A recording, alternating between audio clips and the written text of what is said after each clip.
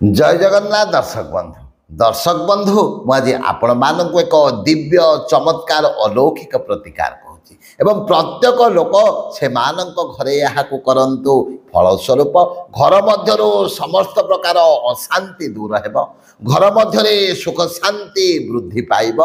तत्संगे संगे घर मध्य को कौन नकारात्मक शक्ति प्रवेश करें कौन करेंगे खंडे नाली कपड़ा नियंतु से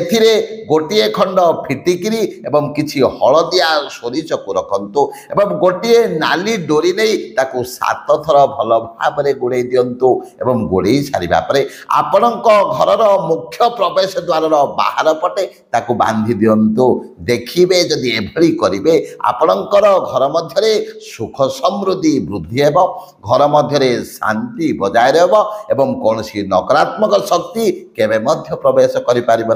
मन रखु अमावास्या किंबा संक्रांति दिन या आपण मैंने परिवर्तन करेंगे यही पुरातक कौन एक वृक्ष मूल पकईदे नूतन भाव गंठी करी आपण मैंने पुनर्बार टांगी पारे। जय जगन्नाथ जय।